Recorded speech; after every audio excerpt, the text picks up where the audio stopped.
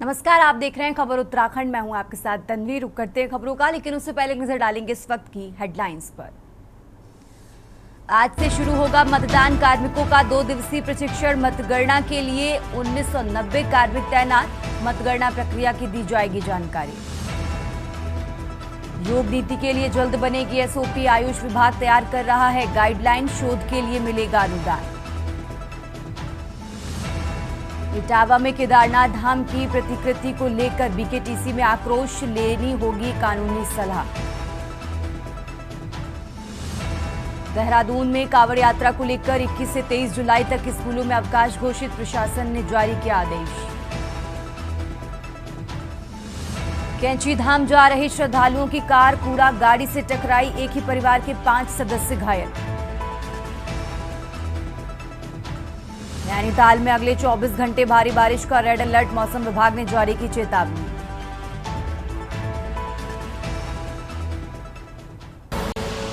आप देख रहे हैं के न्यूज, खबरों का सारथी।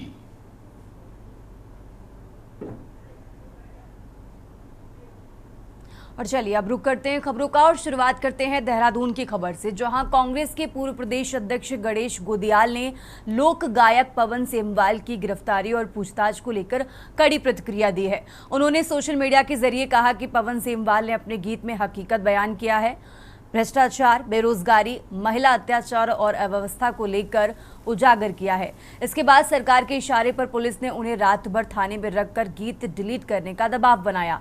गणेश गोदियाल ने इसे अभिव्यक्ति की स्वतंत्रता पर हमला बताया और कहा कि जब कलाकार अपनी कला से आवाज उठाता है तो सरकार उसे दबाने में लग जाती है। उन्होंने पंचायत चुनावों में सरकार की मुश्किलों का हवाला देते हुए कहा कि ये कार्रवाई लोकतांत्रिक मूल्यों के खिलाफ है और सरकार की मंशा पर सवाल खड़े करती है। उभरते हुए एक लोक गायक द्वारा सरकार की नीतियों के खिलाफ एक गीत तैयार किया गया, गीत गाया गया और जैसे ही वो गीत सोशल मीडिया में आया, खबर ये है कि सरकार के नुमाइंदे और पुलिस उस उभरते हुए लोक कलाकार के पीछे पड़ गई। रात को किसी तरह उस व्यक्ति को पुलिस द्वारा खोजबीन की गई और उस व्यक्ति को पुलिस स्टेशन तक लाया गया और उसके बाद रात भर उस व्यक्ति को पुलिस स्टेशन में रखा गया। आगे बढ़ते हैं खबरों में। अब खबर काशीपुर से है, जहां उधम सिंह नगर इस वक्त चुनावी सरगर्मी से तप रहा है। एक तरफ रुद्रपुर में केंद्रीय गृह मंत्री अमित शाह का हाई प्रोफाइल दौरा चर्चा में रहा, तो दूसरी तरफ काशीपुर के कुंडा थाना क्षेत्र से एक सनसनीखेज मर्डर की खबर सामने आई है, जिसने लोगों के होश उड़ा दिए हैं। कदनपुर गांव निवासी युवक राहुल की लाश संदिग्ध हालत में मिली है।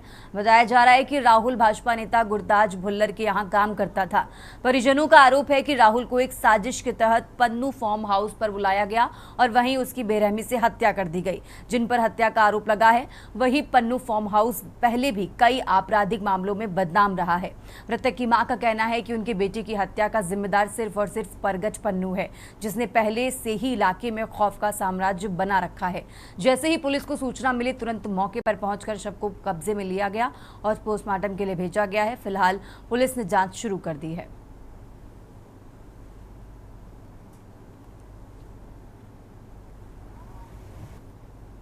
मेरे बेटा गुरताज के दौरे काम करता था। इलेक्शन का टाइम चल रहा, गुरताज ने छोटे से लेकर इतना बड़ा हो गया, उनने मेरे बेटे का अब तक बहुत साथ दिया और अब भी गुरताज के ही साथ था और उसके घर काम करने आ रहा था।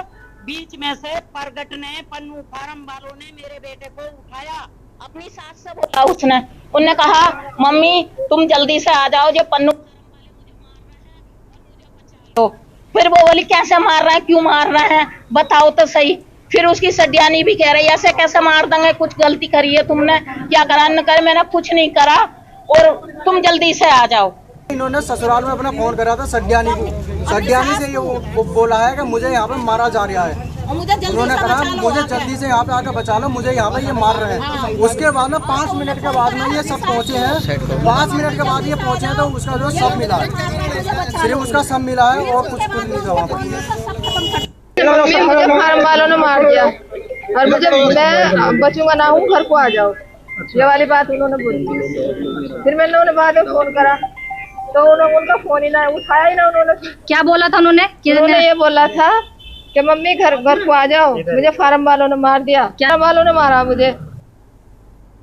आगे बढ़ते हैं खबरों में। देवभूमि उत्तराखंड में इन दिनों हरेला पर्व बड़े ही हर्षोल्लास और धूमधाम से मनाया जा रहा है, तो वहीं सरोवर नगरी नैनीताल में कुमाऊं संस्कृति और प्रकृति प्रेम का संदेश हरेले पर्व को लेकर स्थानीय लोगों में उत्साह देखने को मिला। बड़ी संख्या में स्थानीय महिलाओं ने पारंपरिक वेशभूषा में रैली निकालकर लोगों को प्रकृति को हरा भरा रखने का संदेश दिया। रैली में कुमाऊनी परिधानों में पहुंचे स्कूली बच्चों ने शिरकत की।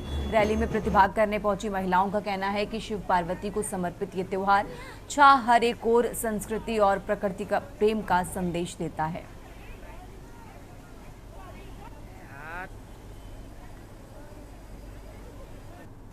जैसे कि हम देख सकते हैं कि हमारा उत्तराखंड का बहुत ही एक लोकप्रिय त्योहार है हरेला। और हरेला जो हमारा एक त्योहार है, सुख समृद्धि और हरियाली का प्रतीक ये एक त्योहार है। और इसमें हमारे जो बीज लिए जाते हैं 5 या 7 बीज लेके इनको बोया जाता है। और ये हमारा यहाँ से श्रावण मास भी शुरू होता है और शिव पार्वती को समर्पित ये हमारा त्योहार है। तो उत्तराखंड का जब इतना बड़ा पर्व हरेला होता है तो हम ये कोशिश करते हैं कि हमारे बच्चे अपनी संस्कृति से रूबरू हो। हरेला एक बहुत ही महत्वपूर्ण त्योहार है। इसमें हरेला गाते हैं और ये उत्तराखंड में बहुत ही उत्साह से मनाया जाता है। बहुत और रैलियां जाती है, बहुत उत्साह दिखाया। आगे बढ़ते हैं खबरों में। राजधानी देहरादून में स्मार्ट सिटी के तहत कई काम हुए हैं, तो वहीं अभी भी कई ऐसे काम हैं जो गतिमान हैं। शहर की सड़कों की बात करें तो हर साल यहां बरसात के मौसम में बेहतर ड्रेनेज सिस्टम न होने के कारण सड़कें तालाब में तब्दील हो जाती हैं, जिसके कारण लोगों को आवागमन करने में बेहद परेशानी उठानी पड़ती है। राजपुर क्षेत्र से भाजपा विधायक खजान दास भी कई बार अधिकारियों के साथ बैठक में नाराजगी जाहिर कर चुके हैं। उन्होंने कहा कि स्मार्ट सिटी के तहत जिस तरह से काम किया जाना चाहिए था वो उस रूप में नहीं किए गए हैं, जिसके कारण प्रिंस चौक में सहारनपुर चौक हो या फिर अन्य मार्ग हो, वहां ड्रेनेज की व्यवस्था नहीं होने से पानी की निकासी नहीं हो पाती है। लेकिन जो ये देख रहे हो, मतलब देखिए समय समय पर हम लोग समीक्षा बैठक करते रहते हैं विभिन्न अधिकारियों के और विभिन्न विभागों के साथ में। और कल भी एक बैठक आहूत की गई थी और उस बैठक में दिशा निर्देश किए गए कि जिस तरह से ड्रेनेज सिस्टम हमारा होना चाहिए, पानी का निकास होना चाहिए, वो नहीं हो पा रहा है। और जैसे मैं बात करता हूँ प्रिंस चौक में बरसों से पानी भर रहा है। जैसी मोटी बारिश होती है तो वहाँ पर ओवरफ्लो होता है, इसलिए दिक्कतें आती है, गाड़ियाँ तैरने लगती है। इस बात को लेकर के मैंने अपनी चिंता जाहिर की और अधिकारियों को कहा कि इसमें लीपा पोती न करते हुए वहाँ पर तुरंत तत्काल कार्रवाई करें। और स्मार्ट सिटी का भी शुरू से ही मैं बोलता रहा।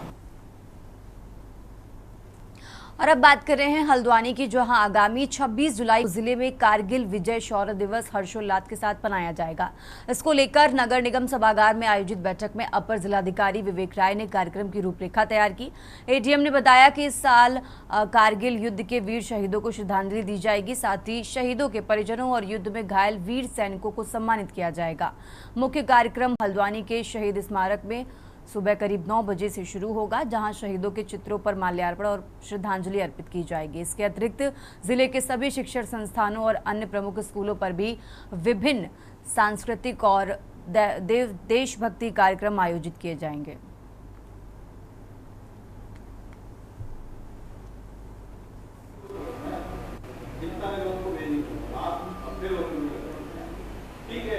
जुलाई को करगिल विजय दिवस जो है मनाएंगे हम, जिसको शौर्य दिवस का नाम दिया जा रहा है। राज्य सरकार के निर्देश हैं कि व्यापक रूप से इसको मनाया जाना है। विद्यालयों में, हर विद्यालय में इसके कार्यक्रम करने हैं और जिले स्तर पे एक बड़ा कार्यक्रम करना है। हमारे जनपद में तिरंगा पार्क है, नगर निगम के सौजन्य से जो है बनाया गया है, जहाँ पे हमारा तिरंगा पार्क है। वहाँ पे एक व्यापक कार्यक्रम करेंगे।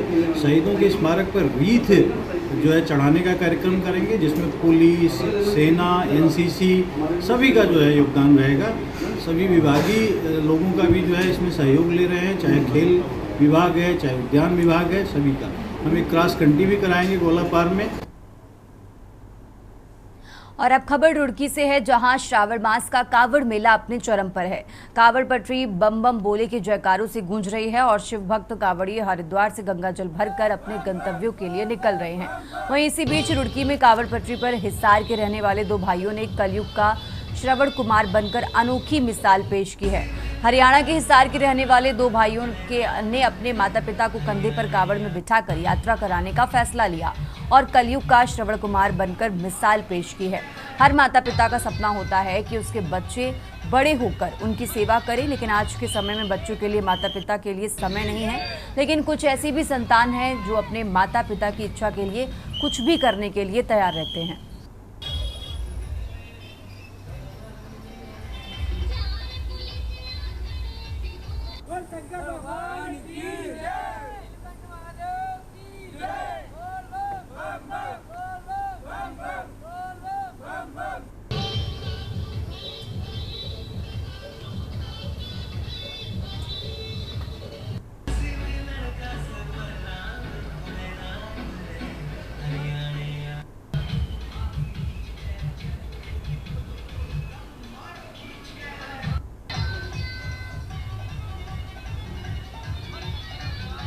पहले जय श्री राम, उसके बाद जय माता दी।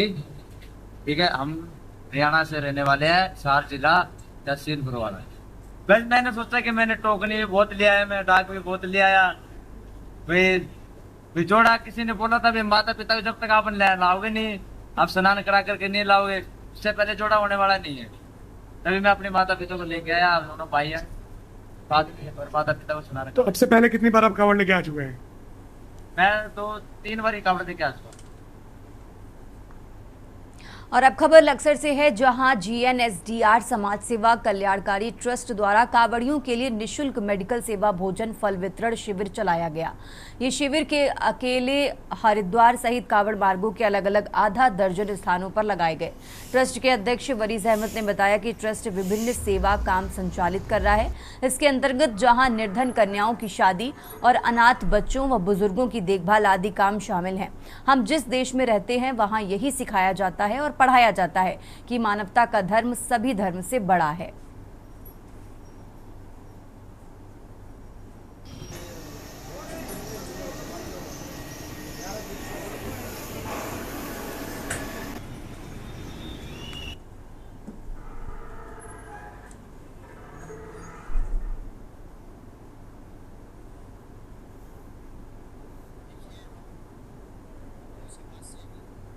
GNSDR समाज सेवा कल्याणकारी चैरिटेबल की तरफ से हम एक मोहब्बत का, प्यार का, एकता का संदेश पूरे भारत की जनता को दे रहे, और हम यही कहना चाह रहे कि भाई सब एक होके सेवा का कार्य बहुत बड़ा, जिसमें हम देखो मेडिकल सुविधा देते हैं, हम खाने की सुविधा देते हैं। अब जैसे हम यहाँ भी जलपान, निःशुल्क जलपान का हमारा कार्य चल रहा, और भी हम बहुत कार्य जैसे निर्धन कन्याओं की शादी होगी, और जैसे कि एक मान लिया जो यतीम बेवा, जो अनाथ बच्चे, हम अनाथ बच्चों का भी आश्रम की भी तैयारी चल रही है, वृद्धाश्रम भी बनाना। और अब खबर देहरादून से है, जहां उत्तराखंड में हो रहे त्रिस्तरीय पंचायत चुनाव में प्रत्याशियों के लिए हर दिन नया मोड़ आ रहा है। पिछले दिनों जहां टिहरी जनपद में 2 जिला पंचायत सदस्यों कुसुम कोटियाल और सीता मनवाल का नामांकन रद्द कर दिया गया था, वहीं हाईकोर्ट ने उनके नामांकन को फिर बहाल कर दिया है। राज्य निर्वाचन आयोग में सचिव राहुल कुमार गोयल ने बताया कि कोर्ट के आदेशों का पालन करते हुए राज्य निर्वाचन आयोग ने टिहरी जिला निर्वाचन अधिकारी और रिटर्निंग ऑफिसर को सख्त निर्देश दिए हैं कि कोर्ट के आदेश का पालन किया जाए।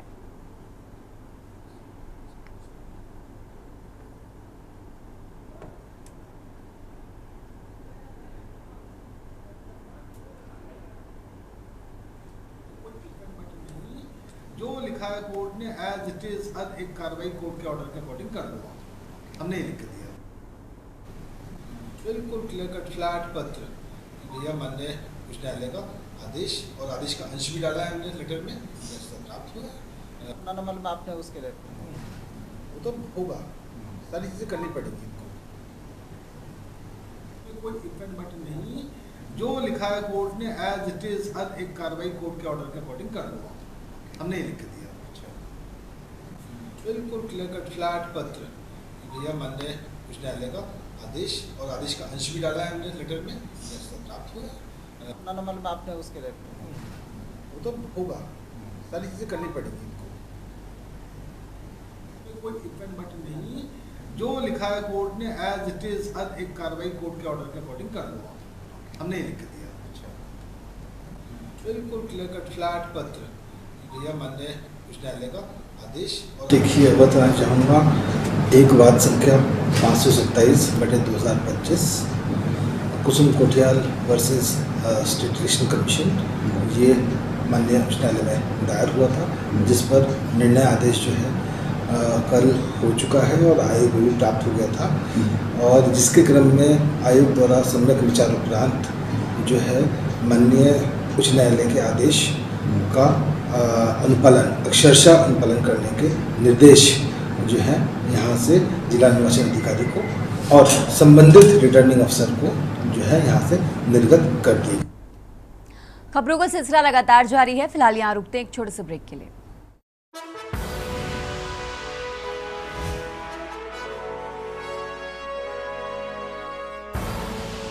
आप देख रहे हैं के न्यूज़ खबरों का। ब्रेक से वापस आ चुके हैं, रुक करते खबरों का। अब खबर विकासनगर से है, जहां त्रिस्तरीय पंचायत चुनाव के मद्देनजर दून पुलिस द्वारा चलाए जा रहे विशेष चेकिंग अभियान के तहत सहसपुर और विकासनगर कोतवाली पुलिस द्वारा संयुक्त कार्रवाई करते हुए 233 पेटी अवैध शराब के साथ 3 तस्करों को गिरफ्तार किया गया, जिसकी बाजारी कीमत लाखों रुपए बताई जा रही है। आपको बता दें कि इन दिनों सूबे में पंचायत चुनाव चल रहे हैं, जिसको देखते हुए दून पुलिस ने सभी ओर चौकसी बढ़ाई हुई है, जिसके चलते कोतवाली विकासनगर पुलिस ने चेकिंग के दौरान हरियाणा के 2 लोगों को गिरफ्तार करते हुए उनके पास से पिकअप वाहन से 202 पेटी अंग्रेजी शराब बरामद की। साथ ही गिरफ्त में आए आरोपियों की निशानदेही पर सहसपुर कोतवाली पुलिस ने फतेहपुर क्षेत्र में एक घर पर छापा मारा, जहां पुलिस को अवैध रूप से रखी गई 31 पेटी अवैध शराब बरामद हुई थी। साथ ही मौके से एक व्यक्ति को भी गिरफ्तार किया गया, जिनके पास से शराब व वाहन को सीज करते हुए तीनों आरोपियों के खिलाफ संबंधित धाराओं में मुकदमा दर्ज कर फिलहाल जेल भेज दिया गया है।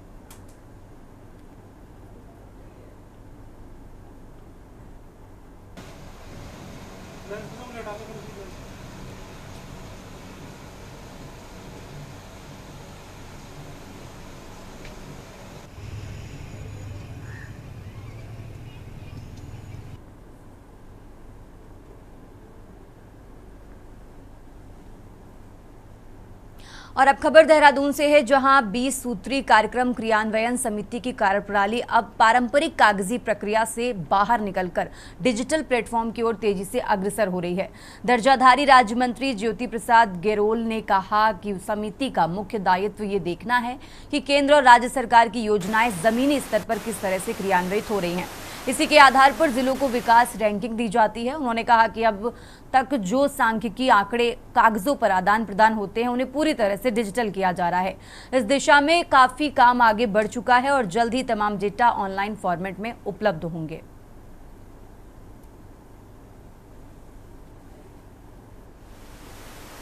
देखिए, 20 सूत्रीय कार्यक्रम क्रियान्वयन जो प्रमुख दायित्व और कर्तव्य है, केंद्र और राज्य सरकार की योजनाएं धरातल पर किस प्रकार से क्रियान्वित होती हैं, उनके क्रियान्वयन को लेकर हम जिला स्तर पर जनपदों को रैंकिंग देने का काम करते हैं। हम अगली व्यवस्था में अभी इस सारे जो सांख्यिकी आंकड़े हैं, अभी हम पेपर के माध्यम से उनको आदान प्रदान होता था, इस सारी व्यवस्था को हम डिजिटाइज कर रहे हैं, काफ़ी हद तक आगे बढ़ गए हैं। और हमारा दूसरा गोल ये रहेगा कि अब जिला स्तर के साथ साथ हम ब्लॉक स्तर की भी रैंकिंग देने का काम कर रहे हैं। और अब बात कर रहे हैं विकासनगर की, जहां विकास खंड में त्रिस्तरीय पंचायत चुनाव को लेकर प्रचार अभियान चरम पर है।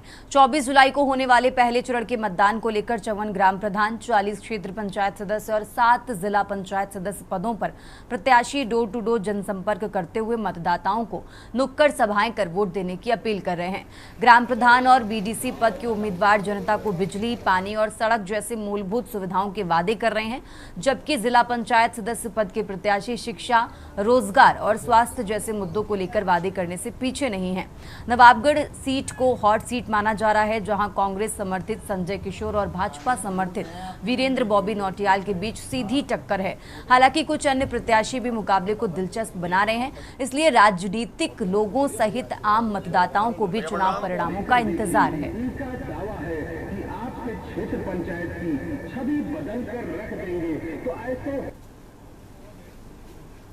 लगातार जनसंपर्क कर रहे हैं और जनता का अपार स्नेह समर्थन प्राप्त हो रहा है। जनता के बीच में हमेशा रहे हैं और आगे भी हमेशा रहेंगे।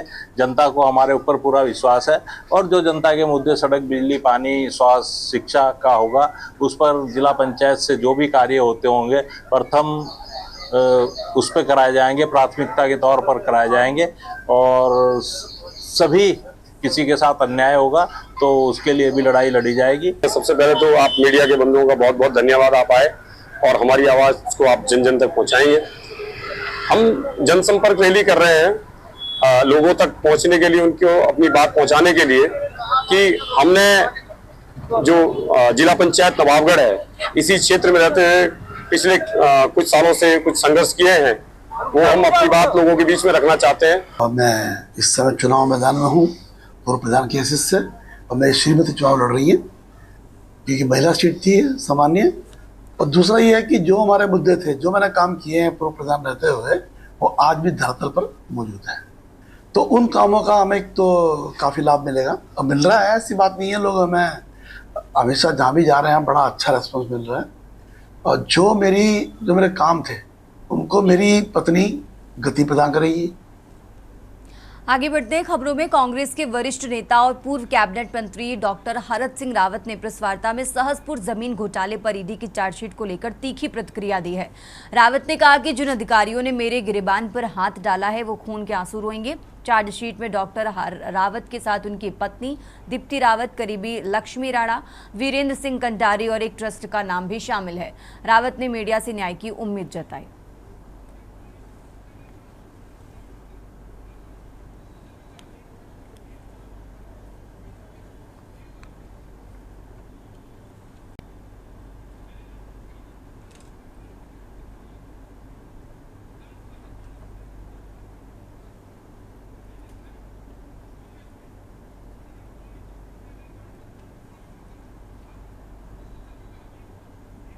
खबर उत्तराखंड में फिलहाल इतना ही। आप देखते रहिए के न्यूज़ इंडिया।